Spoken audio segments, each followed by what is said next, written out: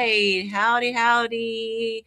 Great to be here this week. We've been talking behind the scenes about our pets because, oh my goodness, like it's hard when you have old pets and like, when did they tell you that it's time?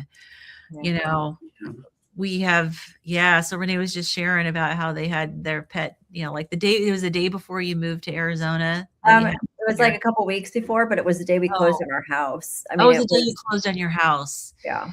Yeah. It's hard. You're making all these life changes, and we're looking at Max and he's 17 and, he's just old. We don't want to end his life early because it's like we don't want to do anything out of convenience, just because of convenience and everything. And he's not really suffering, although he does have colitis. And so his colitis flare is a little flared up right now. The vet gave us prednisone, and so we can give it to him when he's having a little bit of a flare. And I'm assuming he might have like a doggy version of Crohn's disease. And so he'll get a little bit of rectal bleeding and a little bit of like urgency. And so often we'll get up in the morning and he'll have not quite made it to the backyard. He'll like right inside the doggy door. So we've got all these like white towels and stuff on the floor inside the doggy door so that hopefully if he does it, he's going to be inside the door. But I feel like we're always constantly, cleaning up after him. Hello, John. He needs to be a carnivore. I tried. So here's the weird thing with Max. I tried to get him to be a carnivore and he loved the food. He didn't adapt well to the like people version of carnivore. So I ended up giving him this wild prey dog food that was all carnivore. And that's when his colitis kicked in. And I took him to the vet. And I'm convinced it has to do with how we domesticate these animals.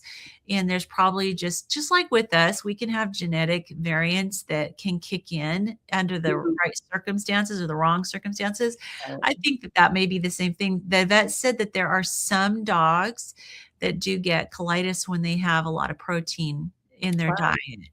And he was just lucky to be one of those. But we never did put him back on like grains. So we put him back on a diet that had, kind of a mixture of the meat and like sweet potato and some veg and everything. But it was like for a sensitive stomach. And, but yeah, he's had to be on a lot of prednisone. Oh, yeah. For the inflammation, because he'll get rectal bleeding. So, hello, how are we doing? We're doing good. I am packing. I'm crazy packing because we have, so the 17th is when we close escrow on this house and we get to stay for a little while. And there's like maybe 4 or 5 days that we get to stay here, but we close escrow on the other house on the 18th. And so starting the 18th is when we're going to be starting to move all our stuff over. Yay. Yeah. And so it's so exciting. It's real. It's real. And it's a little bit, it's bittersweet, right? Because we've been at this house for almost 14 years and we do love our neighborhood and we're really comfortable here and we're going to out in the country, this big piece of land with this funky, crazy house that needs who knows what as far as design changes. Moving to the country was the best thing we ever did. And believe me, I get it. We raised our kids in our house in Hawaii that we left. And so I cried when I left because that was where I raised my kids. Yeah. But I would not go back to living in my neighborhood. I mean, if any of my neighbors are watching, loved you guys, but I would never go back because I have privacy out here. Yeah, I've never lived in the country. I've never lived like in the middle of a city, but I've always lived in the suburbs. And just in your normal suburban neighborhood where your neighbors, you're surrounded by neighbors. This is going to be brand new for me. Being out in the country. I think you'll enjoy the country. I think you will. I grew up in a subdivision, and then when I got married, we moved into his grandmother, what had been his grandmother's house, but the family had land there, and he still lives in that house. But um, at first, it was really difficult getting accustomed to it because I mean, at night it just got like it was black, and you could Yep. actually see the Yeah, stars I'm and looking forward to everything. seeing the stars. Yeah, and so it was it, Yeah. but then once I got accustomed to it, I mean, I loved the privacy, the Awesome. freedom. It was just it was great. And then, now I live in a subdivision again. Oh, living in an apartment was the worst. I lived in an apartment for a year and I was heart Yeah. sick. It was terrible. It was such culture shock for me. And Yeah. then I moved into this place, which I've been here for, I guess, 21 years now. So in Wow. this little townhouse, Wow. but I miss the country. And it's funny though, because there's subdivisions like all around him now.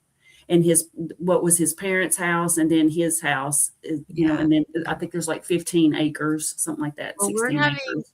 ours is just under 28 acres, but and it's an estate sale, and the one son lives on the adjacent 5 acres that used to be part of the acreage of his parents. And Mhm. what I've been told is that he's going to be moving soon. So we're really hoping to buy Oh, his property too. So we will see. So KG says, I live in New York State. Awesome. What part of New York State? It is probably really cold there. Does dog eat any fat with the meat? Um, Not really. So I know that dogs can't handle the amount of fat that we can handle. They don't have the same pancreatic enzymes that we have. And so I just kind of read up on it, and they said they got to do lower fat. And that's actually really historically accurate too, because I know I've read about, I think it's some of the tribes, the native tribes like the Inuits and the different, tribes that hunt and do a lot of hunting, they would save the lean meat for the dogs yeah. because dogs need to have the lean meat, and they didn't want the lean meat. They need the fatty meat, but the dogs would do the lean meat. So you Yeah. have to be super careful and not give your dog high fat.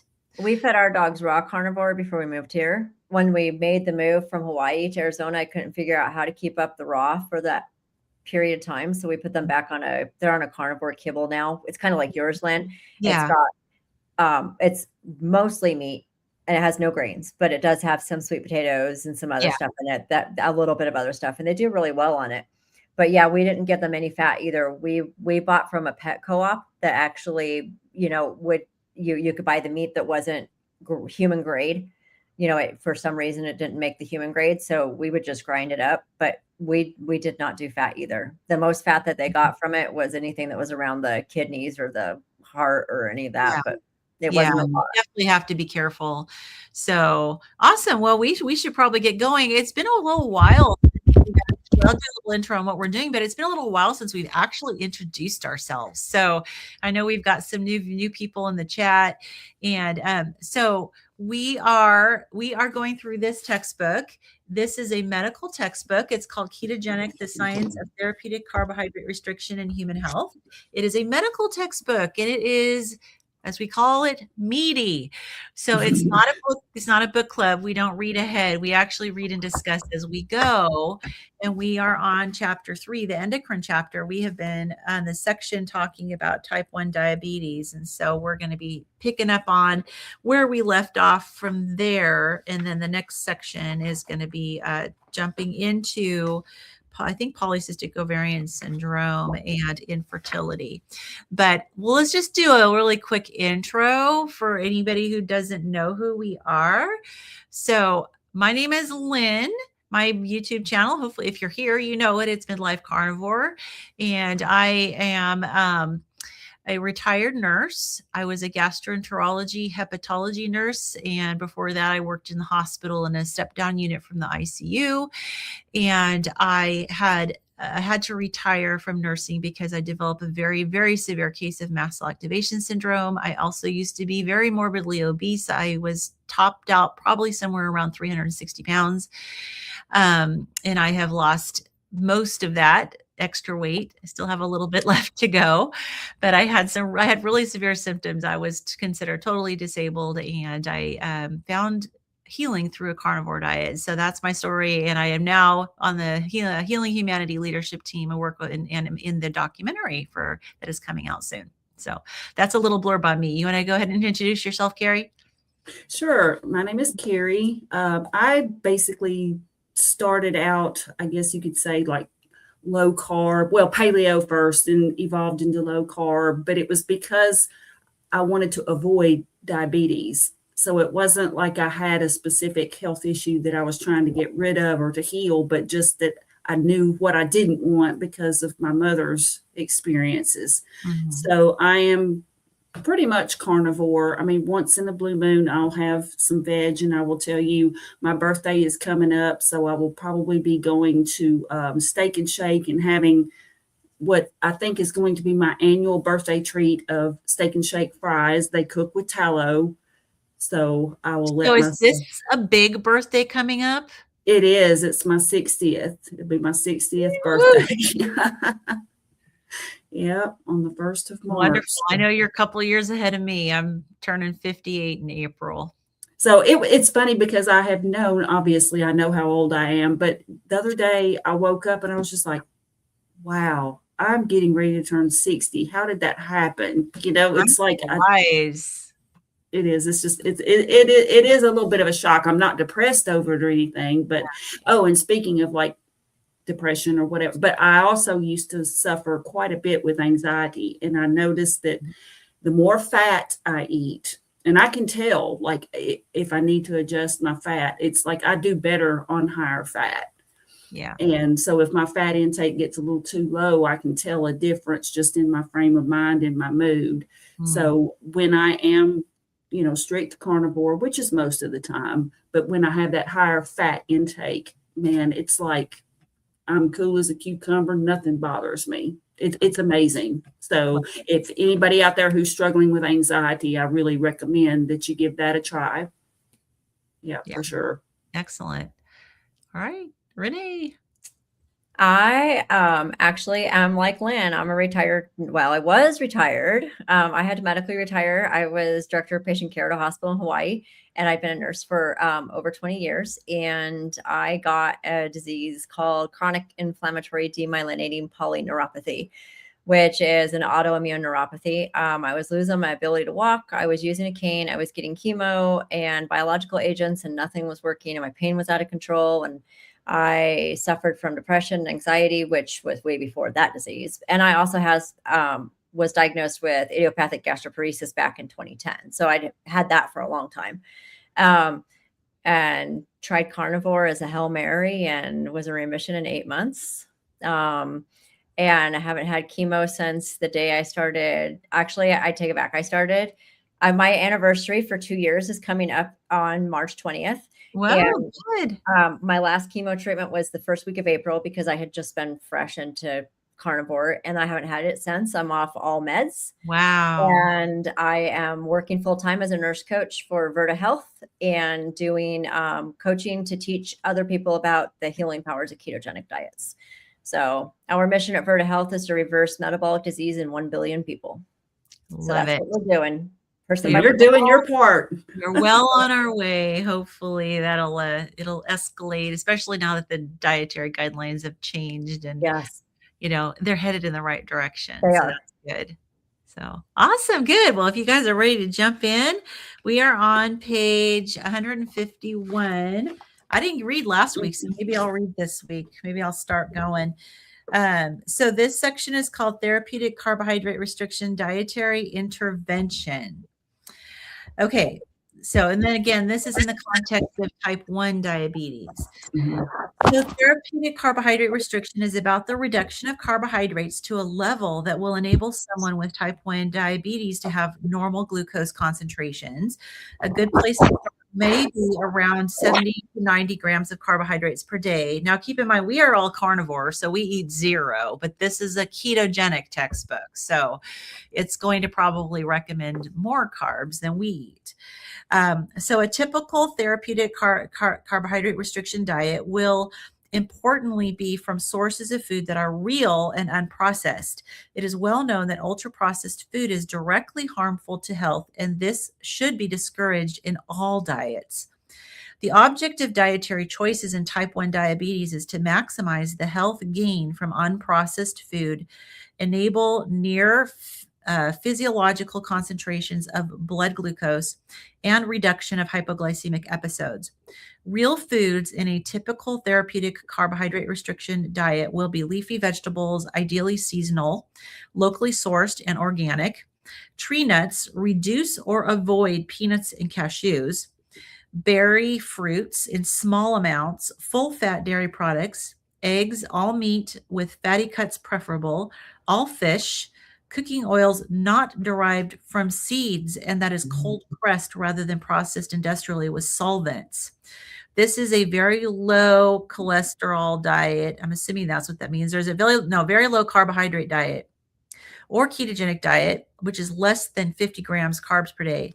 A higher carbohydrate diet in therapeutic carbohydrate restriction would include more root vegetables, pulses. What are pulses?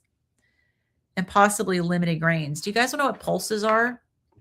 I'll Google No. it. I mean, I think I did know at one time, but I'm ashamed to say I don't know. I feel like this came legumes. up. What is it? Legumes? Yeah, it's Oh, beans? beans. Beans are It says that legumes are plants in the pea family that produce pods, which are the edible seeds, pulses.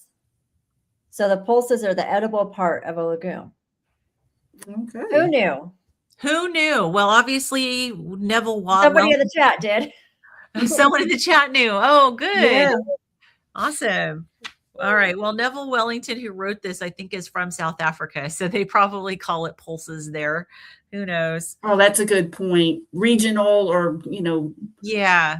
varying on where you live in the world. Like petrol is gas, for example. Yeah, exactly.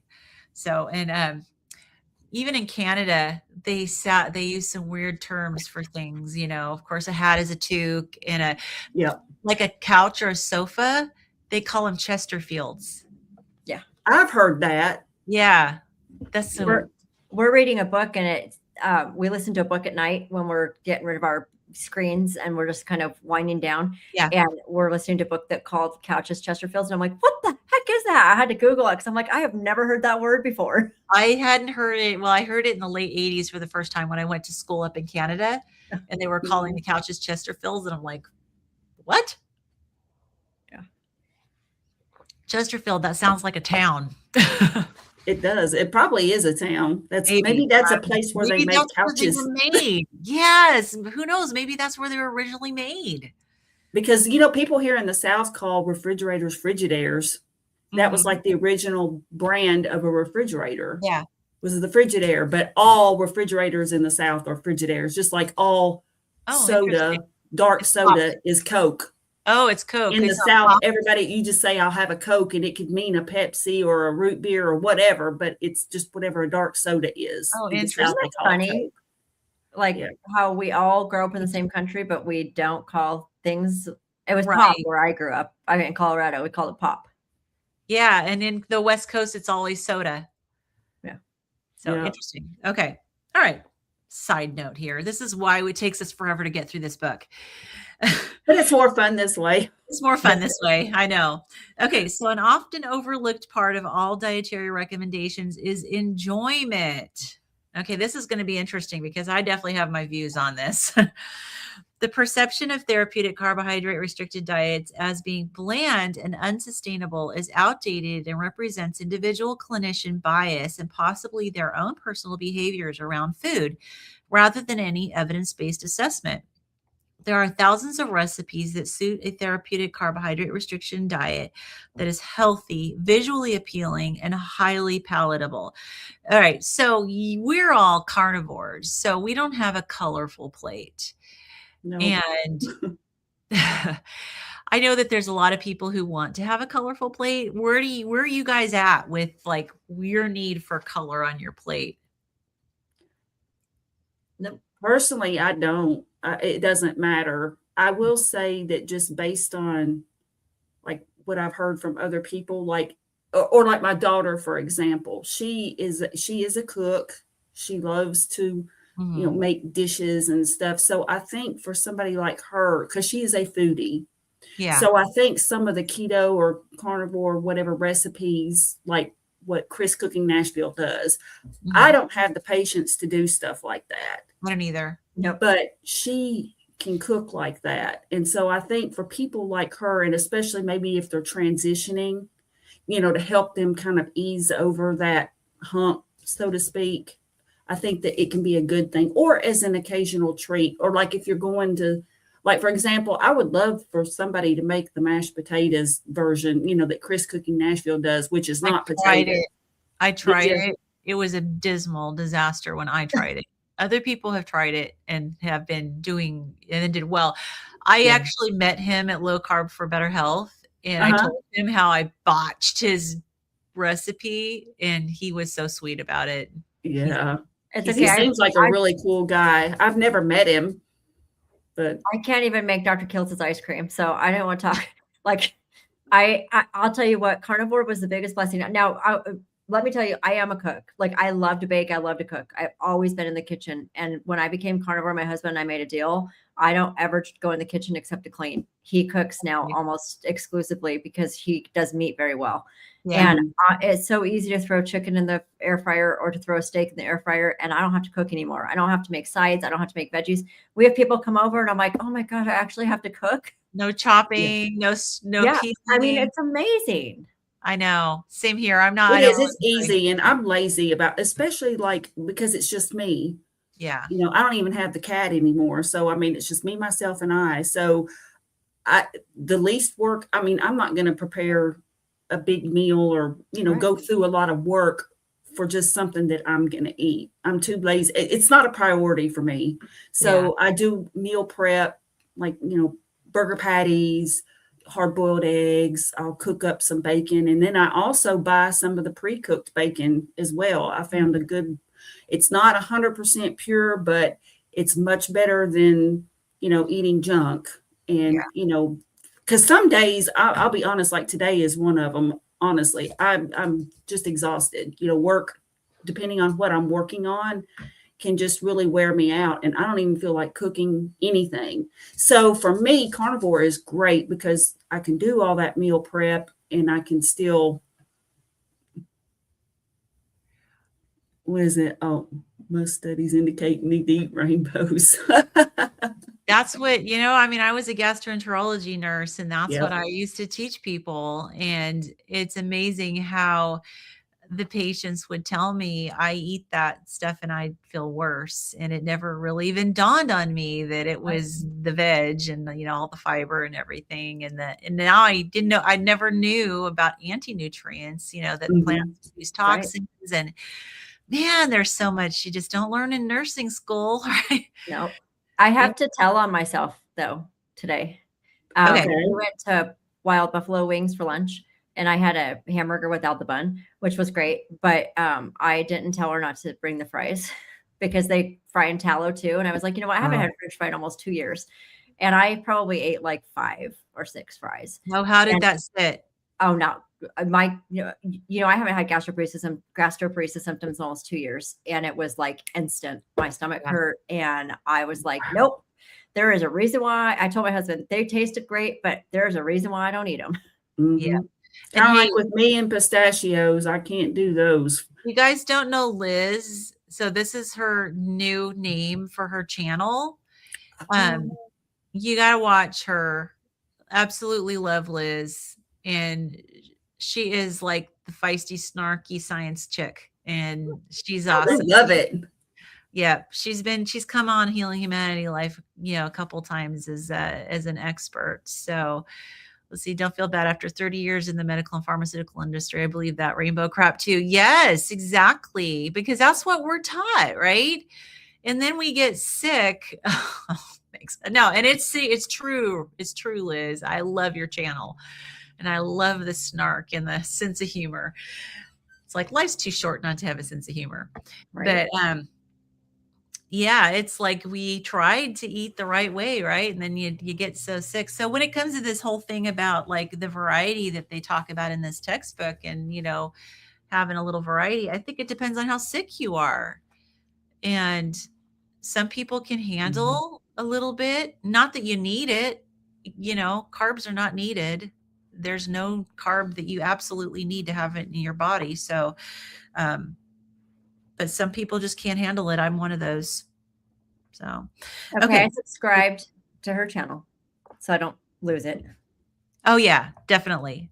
So, okay. So with all chronic diseases, there is a big learning curve when starting out on a therapeutic carbohydrate restricted lifestyle. Clinician support and simple messaging can go a long way towards successful dietary intervention and clinical outcomes. Below are some guides to help patients with this lifestyle.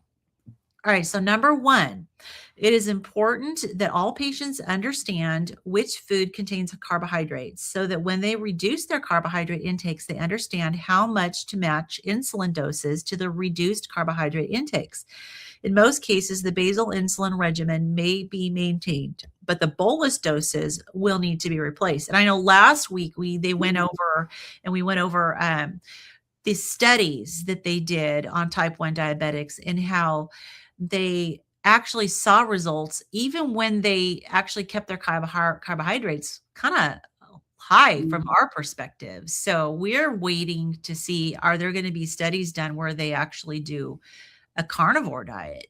Because I know that there are type 1 diabetics that can really like reduce their insulin levels down to not much at all. Mm-hmm. I've 5 seen several a day. testimonials. Mm-hmm. And like there was one guy, I mentioned him before. I wish I need to just look it up so that I could have it as a reference. But this guy, it was fascinating because like he ate like 80% fat Yeah. and just like 20% protein. And he said it did wonders for not only, I believe he suffered with, I believe he had type 1 diabetes, but he also had like just like anxiety issues and some mental issues that he was dealing with, and that it just like totally transformed him. But he has to keep his fat content like extremely high. Yeah. But I mean, that's just a wonderful thing that is available where it's not, he doesn't have to just be on lots and lots of drugs. Right. I mean, I would much rather change what I eat personally. Oh, yeah, absolutely. All right. So number 2, monitoring blood glucose concentrations is extremely important and at a minimum should be performed pre and post meals. Ideally, if patients can afford it, patients should use CGM devices, which is a continuous glucose monitor, but they may still need to record pre and post meal concentrations to ensure that insulin doses are correct and that meals eaten are not high in carbohydrates, producing postprandial blood glucose concentrations. And postprandial means after meals. So number 3, patients should try to stick to a maximum of 3 meals a day and minimize or stop snacking between meals. This allows glucose and insulin concentrations to reduce and stabilize. The lower blood insulin concentrations will allow adipose tissue lipolysis, which means the breakdown of fatty tissue, increasing energy utilization from fat oxidation. Unfortunately, when snacking, patients tend not to dose with insulin for the snack, which makes it difficult to control blood glucose concentrations. All right, 4, treat protein with insulin. As protein conversion to glucose takes longer, patients may find that glucose concentrations spike later after a protein meal. This may require a prolonged bolus on a pump or a longer acting bolus insulin, for example, Humulin R. Number 5, use slow acting carbohydrates to counteract exercise associated hypoglycemia. So, for example, superstarch. Exercise can induce a late hypoglycemic event. So, to prevent this, may require some slow release complex carbohydrates to counteract the late dip. And I know for endurance athletes, even like non-diabetic endurance athletes often will give themselves some carbohydrates when they are doing their, whatever they're doing, their marathons or whatever. Let's see. So Andy says, I want to try carnivore, but I'm afraid after dumping electrolytes on a low carb keto diet, Dr. Finney from Verta Health talks about this, but I was never able to get my salt amount right. Renee, you want to comment on that one? First off, Dr. Finney is like one of our gods. He's absolutely amazing. And without him, we wouldn't have Verta Health because he's one of our founders. But yeah, when there's like, I explain it to people when you go to ketogenic or carnivore, you reduce the inflammation in your body. But when you reduce inflammation in your body, you have to lose that fluid that the inflammation holds. And so somehow that has to come out, which goes out through the kidneys. And salt, every nurse knows salt follows water. So when you get rid of all that fluid, all of the salt follows. So yeah, you have that keto flu is not real. It's not a flu. It's an electrolyte imbalance. Yeah. So we really highly recommend people to use electrolytes like 2 or 3 times a day if you have to. It's not going to hurt, it's not going to hurt anything. I still use electrolytes every single day. I start my morning off with electrolytes. But, and the other thing I tell people is if you have a jar of pickles, pickle juice is crazy good for electrolyte imbalances. I don't know what it is about that, but it works almost sometimes better than that. And so just having some, and every cup of water you drink, just make sure there's some salt in it. It doesn't have to be an electrolyte mix. Just make sure there's salt.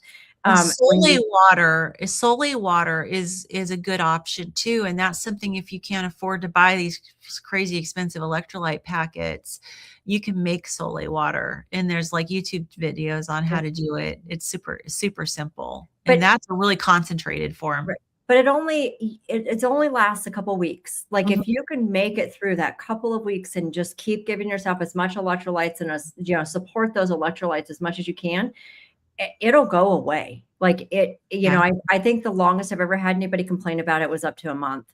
And I don't think that they were supplementing enough salt. Like, because people are so scared of salt. People come to us and their doctors have told them, do not put salt on your food and stay away from salt. And salt causes all this stuff. Salt is essential for us. And Len knows this too. Like our body does such a great job of controlling its salt that if you are healthy, you're not going to oversalt your blood. You're not going to oversalt. Like our body will get rid of whatever it doesn't. Yeah.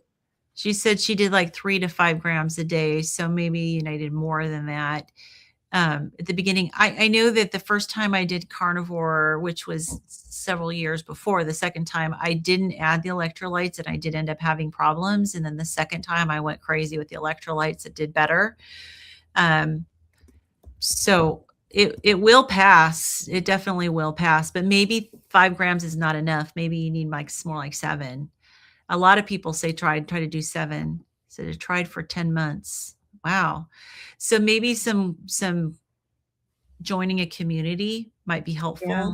And that way, you can get some additional guidance and, you can join a free community if you want. You can join like Healing Humanity Life, which is my community, and, get our Zoom calls but definitely getting a community or getting Coach Lisa Picker is great. You can go to Renee, sign up with Verta Health, but maybe get some more specialized advice on that. Yeah. I've never heard it last that long. I mean, there could be something metabolically going on too that, that we don't know about. Yeah, I would definitely agree because there's a normal adaptation phase. And so if you're still having symptoms past that adaptation phase, I would definitely think it needs investigating as far as what else might be going on. And maybe seeing a functional medicine doctor that, because most functional medicine doctors do keto, like that is what their diets are. So I would maybe look for a carnivore or keto doctor too, and see if they have a little bit of added suggestions. It could be histamines. I mean, that's my thing that I'm always reminding people of, is that you can be carnivore and you can have histamine issues, which a lot of people have, and you can still be having histamine problems on a carnivore diet. Other people too can have oxalate dumping. That can be a big problem that can last years. There's also half the population has the MTHFR variant, which means that your homocysteine pathways aren't working properly. So that's going to promote inflammation and you may not be detoxing very well. So there's all these factors where working with somebody that can help you help guide you through it can be helpful. Some people have mycotoxin exposure. Some people have heavy metal issues. I mean, there's a myriad. It's not just diet. We've been exposed to so many toxins through the course of our lives. It's, it's amazing. She says that she tried it back in 17 and 18 And you're right. There's a lot more help now. There's a lot more support now. Mhm. There is. We're not alone on an island anymore. Oh, So, yeah, the carnivore community is right. huge Yeah. now. Yeah, definitely. And if you follow Caring Man, Homestead How, which is who I'm associated with Healing Humanity, he's got his community as well. And we've got Q&As and all sorts of stuff going on. So there's definitely support out there. Don't try to do it alone. Yeah. So John says my carb limit is 20 grams. The rest is fat and red meat. I'm 13 months. Awesome. Very good. That's his daily eating plan. Yeah. Mhm. I had to go zero carb. I was just too much of an addict. Let's see. Liz says, hey, speaking of studies, I did a live with Coach Steven and he went over the statin study showing it seems to be causing diabetes. The media is still using that study to promote statins still. Yes, Oh, they yeah. do. Statins are terrible for your blood sugar. And I'm also convinced that they cause dementia and, or Alzheimer's. I'm convinced of it because there's been such an increase ever since people started taking statins. And I know what they did to my mother. And when I asked my dad, has she started taking something new? And then come to find out, Yeah. she had been prescribed it was a generic of one of them. But anyway, I recognize it was like a torvastatin or something, Yeah, and that's a really common yeah. one. Yeah. And so I just sort of, I was a jerk about it kind of, but I was like, just take it out and take it away, just throw it away, take it and dispose of it. She doesn't need to take it anymore. And sure enough, that was what was causing her problem. Yeah. Yeah. Statins are terrible. Terrible. Thomas, yeah. He's one of our members. Hi, Thomas. Got off of a call with him a little while ago. All right. So let's see. Yes. Together strong, sharing experience, strength, and hope. Yes, absolutely. Live, love, heal, for goodness sake. Eat the meat. Absolutely. Eat the meat. Forget the pudding. Eat your meat, y'all. All righty. So let's see. So this says, let's see, next one was 6, ensure that patients are willing to eat more fat. That's a big one. Mm-hmm. Reduce carbohydrates, they will need to increase healthy fat intakes. If they do not, they will find that they become hungry and will be tempted to snack more, which will affect glucose concentrations abnormally. Yes, and fat is one of those things that doesn't spike your blood sugar. Although I did see a study that was done that showed that there can be, if you eat enough fat, can be a kind of very delayed small spike in blood sugar, but it's very small. And it was also after eating a lot of fat. So I think we still have some things to learn about, and probably more study is needed. Yeah. Let's see. Statins and Satan seem pretty close. Yeah. Exactly. Not much of a difference, huh? Yep, exactly. Okay, so number 7, following a low carbohydrate, high fat lifestyle may induce nutritional ketosis. Well, if you get your carbs low enough, it should. This is often a target for many patients, but it is important for patients to understand the concentration of ketones they can achieve safely. For this reason, it would be advisable to have a ketone meter to measure the concentration of ketones, which is beta hydroxybutyrate, in their blood. Acceptable concentrations range from 0.5 millimoles per liter to 3 millimoles per liter. Ketone meters are also helpful when patients are unwell and may even develop euglycemic diabetic ketoacidosis, an important condition to be aware of. And that's particularly for type 1 diabetics. Mm-hmm. Yep. So you got to be really watching it when you're sick. So number 8, consider using insulin pumps if it is affordable. Many pumps now have feedback loops that can prevent patients from overdosing on insulin and have a suspend function if glucose concentrations are reducing and the pump senses that hypoglycemia may ensue. Number 9, patients are advised to plan some time out, for example, a weekend where they can concentrate on a low carbohydrate diet and see the effects on their glucose concentrations and insulin doses. At these times, it is incredibly helpful to keep a diary of readings, food intake, and insulin doses. And number 10, beware of keto-related hypoglycemic unawareness. This is when many patients, including non-therapeutic carbohydrate restriction type 1 patients, develop unawareness of low glucose concentrations due to frequent hypoglycemic episodes. This can lead them to losing the compensatory mechanism and symptoms that warn them that they are going too low, such as sweating, dizziness, tachycardia, aggressiveness, etc. In effect, this leads them to have severe hypoglycemic episodes without initially being aware of them. And by the time they or others realize they are low, they may already be in a coma and will need outside help. Some patients who are in nutritional ketosis may develop hypoglycemic unawareness, which may have serious effects. Be aware that these patients will have to monitor their more frequently, and if possible, should use a CGM. So that's actually really, I think, important, especially if you're coaching people. I mean, Mm-hmm. when do you have type 1 diabetics, Renee, that you work with? I would imagine that it would be important to tell them to check in on your blood sugar. Don't just stop testing it. They have to keep testing it, right? I mean, they're type 1 diabetics, so but I've definitely talked to people who are type 2 diabetics who they stop having symptoms of hypoglycemia. And I mean, they don't start having symptoms until their blood sugar is really low. And that could definitely be dangerous. All right, a little bit left here and then I'll pass it on. So number 11, encourage patients to be compassionate towards themselves. They need to listen to their bodies, listen to their mind, and realize that they will need to take their time to develop the learning, the skills, and the confidence to control their blood glucose concentrations. Encourage them and celebrate small successes with them. Remind them to be kind to themselves even when things don't go well. Help them to be part of a community, which is what we're talking about, right? Mm-hmm. Including other patients, their families, and their team of healthcare providers. All right. Someone else ready to read? Yeah, I don't mind. Okay, good. Guiding the patient. Unless patients are in DKA at diagnosis, it is possible to treat patients at an outpatient level. This may be the best opportunity to introduce the concepts of therapeutic carbohydrate restriction and the careful use of insulin. People might be at any stage of their diabetes journey, some with newly diagnosed, others will have complications, and some are potentially advanced.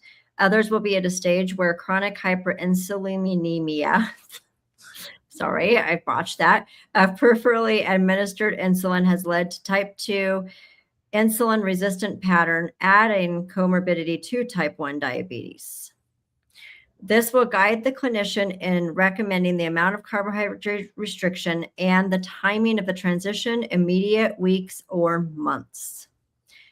However, the technique of transitioning to a lower carbohydrate or even a ketogenic diet is familiar to clinicians. It applies to pumps or pens and follows existing teaching. Firstly, adjust the basal insulin dose until the patient achieves fasting normal glycemia. Then count the carbohydrates and use the required bolus insulin dose with meals. The only addition to this practice is to count protein and add a bolus dose for protein, possibly at a delayed timing, periprandially.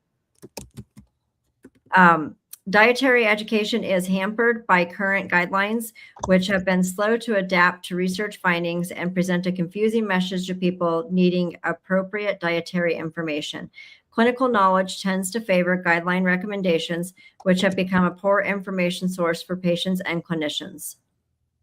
It is important, therefore, to accurately assess the needs of someone wanting to transition to a therapeutic carbohydrate restricted diet.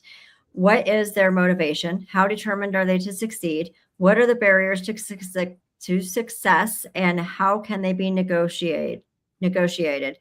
What does success look like for a patient? What personal and other resources do they have? Is it likely to be appropriate to plan a series of incremental steps towards a goal and recognize when those milestones are achieved? This is based on the GRIN, goals, resource, increments, noticing model of motivation to bring about change. It is necessary to understand the types of macronutrients and the effects they have on metabolism and how insulin fits into this. This step might be challenging for a patient who finds it difficult to learn concepts and relies on word of mouth and popular articles and advertising for their information. But managing type 1 diabetes is mostly a practical skill, and a simple preservative diet sheet prescriptive diet sheet with recipes suited to the patient's budget will help a great deal. Okay, cool. Mhm. I don't know if there's anything we want to say there.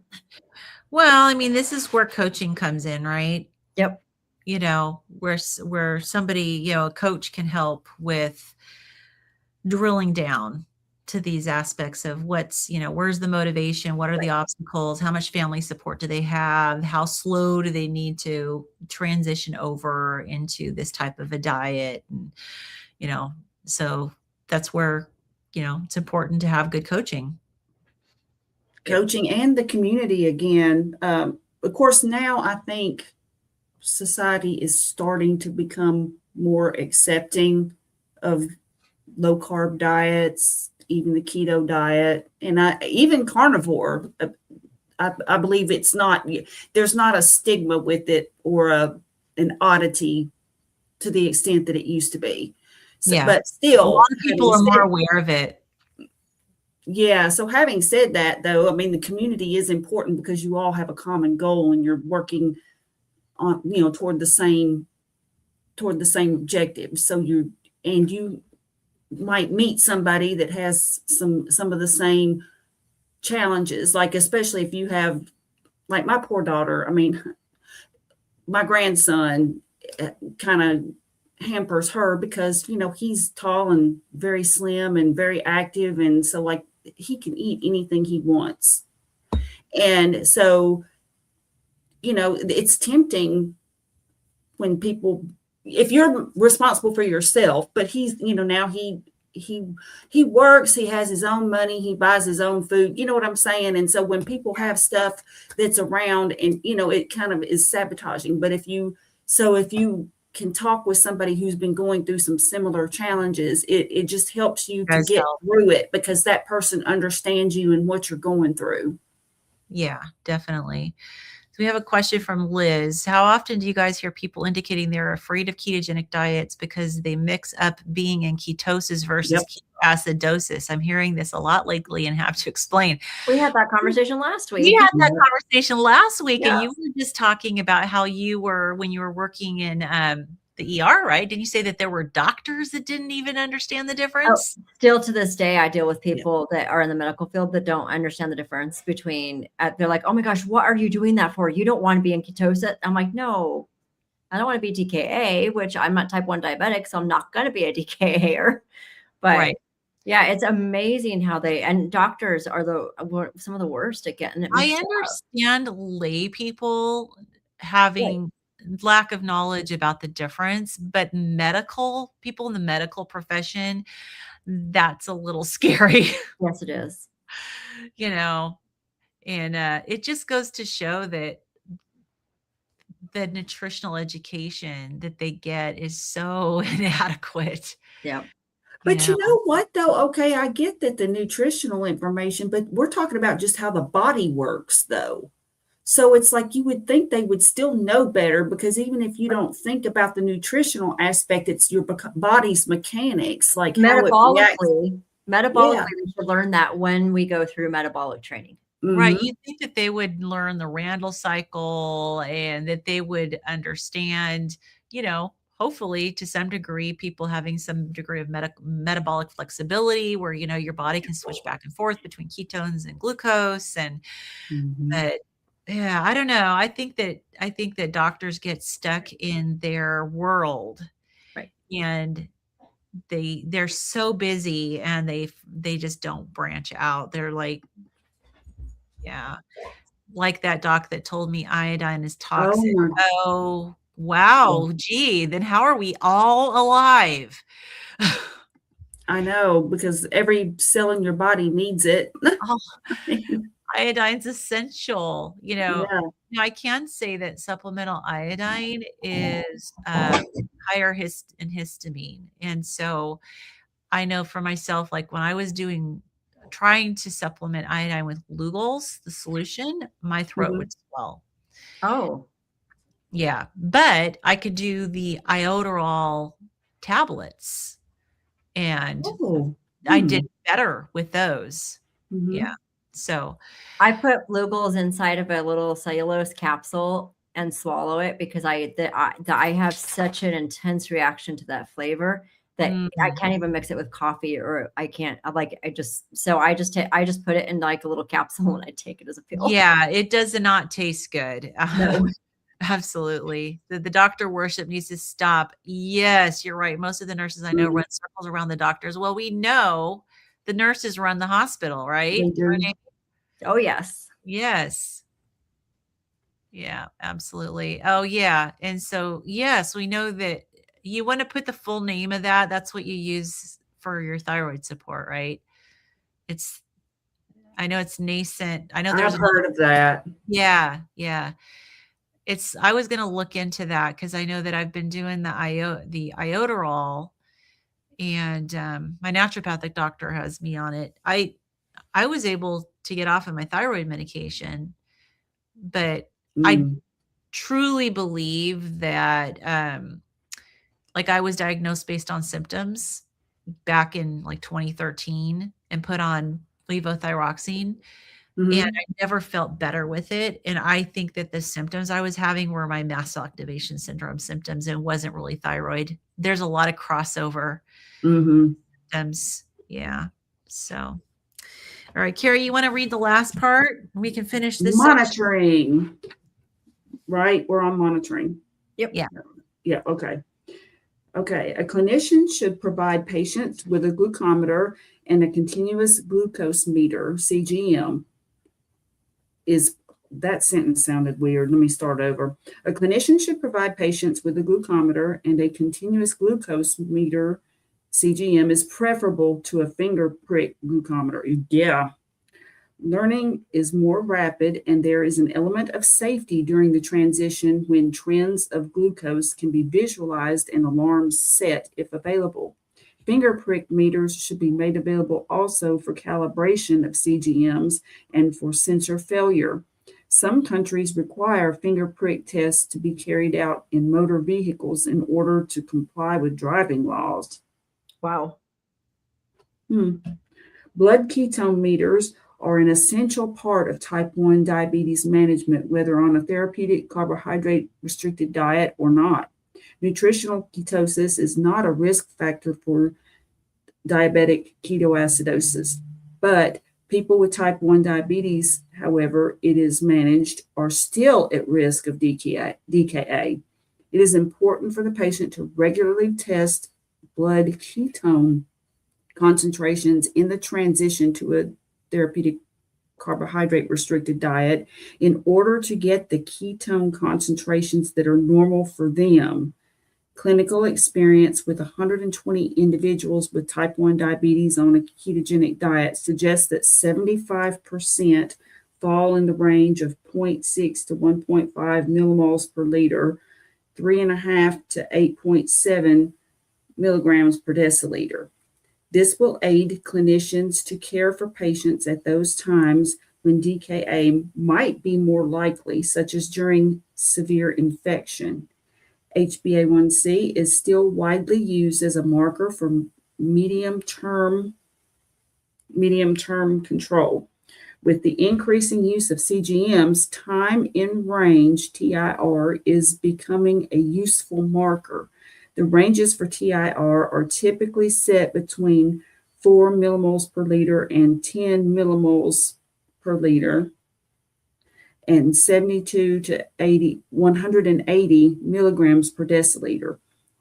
The achievement percentage changes with age, with those under 25 years old being set a lower target, but 70% TIR is considered a good level of control for adults. The TIR, Could we go back over that? I'm not really sure. understanding what that means. Okay, let's see. Time in range is becoming a useful marker.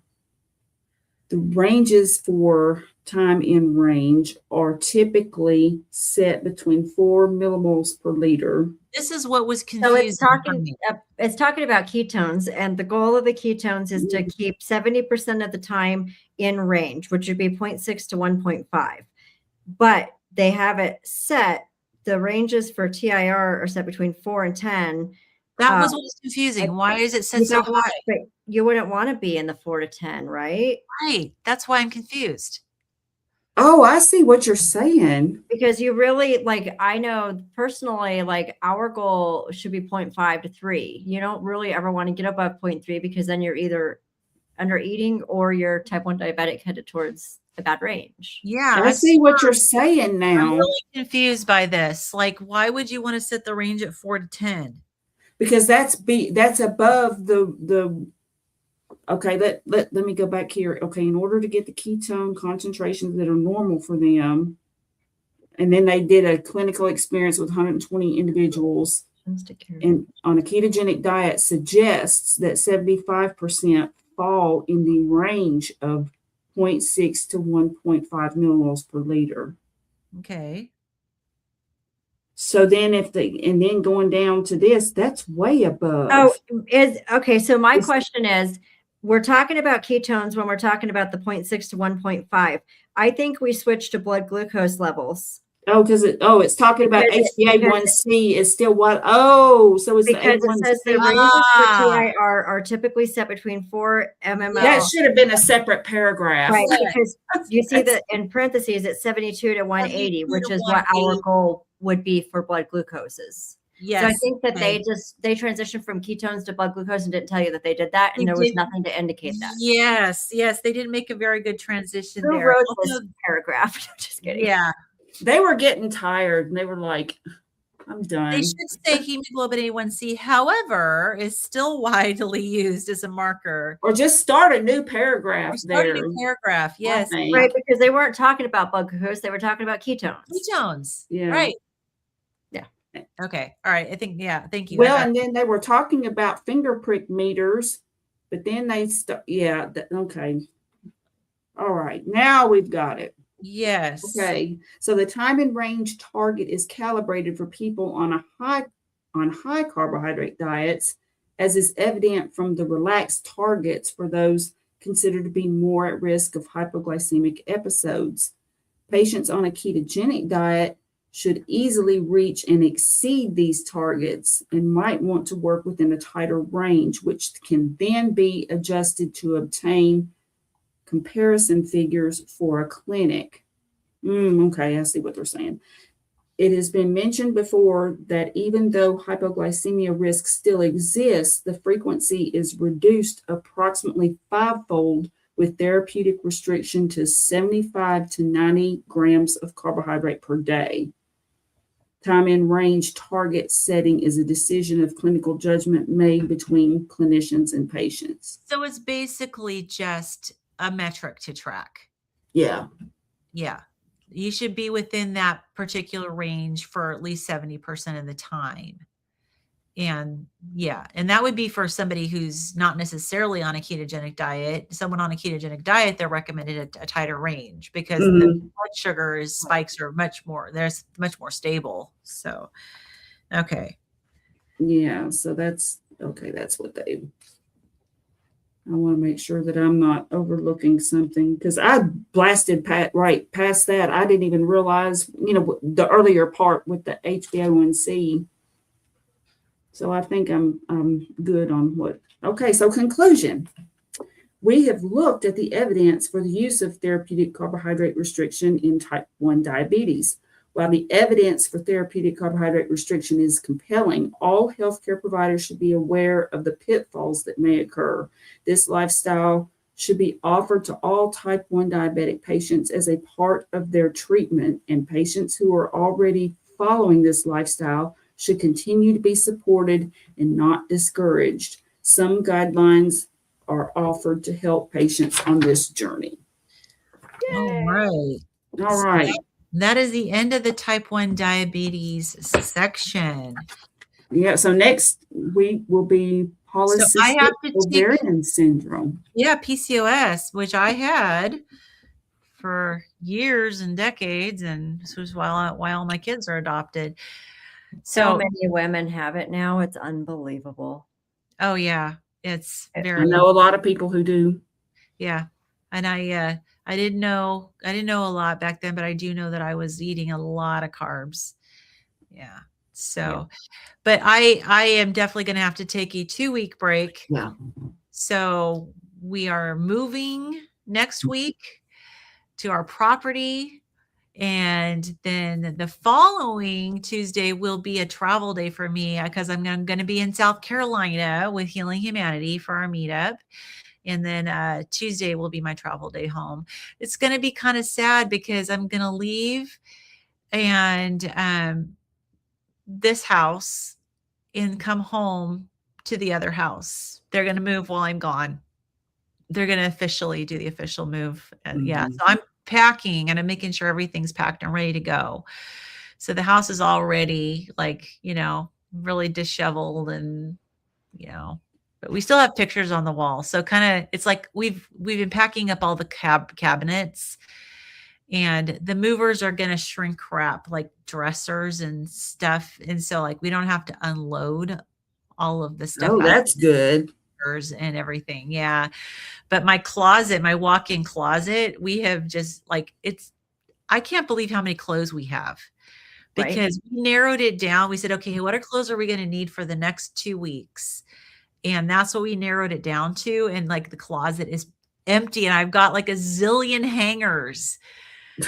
Like, why do we have so many clothes? It's just too much. So I'm hoping that when we get back and we're going to put everything in the garage because we're having all the floors redone.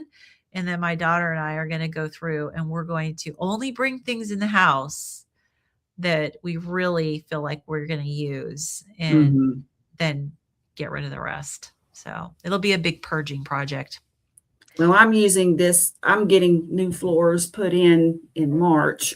And Nice. so I'm using this opportunity to purge a lot of stuff too. And it's like moving really, because you have to pack up anything that sits on the floor. Like they'll move furniture for you, but you still like if you have like knickknacks or something, you have to pack those away. If you have just smaller things on the floor, you have like a basket with magazines in it, let's say, you would have to move that, stuff like that. Yeah.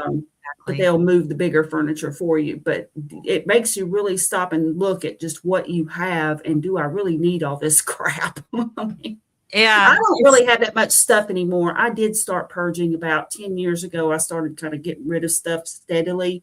And then a couple years ago, I joke and say I guilted him into it, but my son helped me get rid of a bunch of stuff. I mean, like 2 big dually truckloads full of stuff that I had in my little storage shed out back. But so I've gotten rid of a lot, but I still have quite a bit too. And it really makes you stop and think when you're trying to clear everything that sits on the floor. You're just like, oh yeah. Like, why do we have all this stuff? Like shoes. And I'm not even really a shoe person, I don't think. I mean, I'm not like, oh my God, these new shoes. I'm not really, but I do have a collection of Chuck Taylors. Yeah. And as an example, so it's like, wow, do I really need all this? Makes you think. Yeah, no, we've got so many shoes. We keep our shoes in the garage, because we live in Washington State. And so we take our shoes off. We have our house shoes and we have our outside shoes. We don't track things into the house. But we have so many shoes. And so I'm going to pick out one pair that is going to be mine for the next couple of weeks. And everything else is going to get packed. Yeah. So I feel you, Lynn. When we moved from Hawaii, everything left a month before us. Oh, wow. So we had to figure out what we needed for just a month. And we ended up leaving Hawaii with 4 suitcases. Yeah. And that was it because everything had been shipped. So it was difficult. And we took the opportunity when we moved to get rid of I think 4 or 5 truckloads of stuff went to the thrift store because. Well, think about it. When you travel, you can live out of a suitcase, right? Yep. And you do just fine. Yep. So that's what we're going to do is we're going to be like, okay, let's fit whatever, we're going to leave whatever we can fit into a suitcase and everything else is getting packed. So exciting. It's exciting. I know. I'm so happy for you. That's awesome. Yeah. So next week I'm going to do a walkthrough. Once we close, I'm going to go there and I'm going to videotape a walkthrough because I haven't done that yet. Yay. Can't wait. Yeah, so you guys are going to see just how crazy this house is. Oh, cool. Yeah. And it's going to be, yeah, with all its obtuse and acute angles and no right angles, and its 1970s shag carpet and Oh, its wow. popcorn ceilings and yeah, Chris crazy. But yeah, Okay. definitely do a before video, and Yeah. then just kind of video record as we go with all the different, improvements that we make. So all Awesome. righty. Well, thanks everybody for joining us. It's been great. It's been a great discussion. We're glad you're here. And so it'll be 3 weeks before we meet Mhm. again, and we'll pick up with PCOS. Yep. All righty.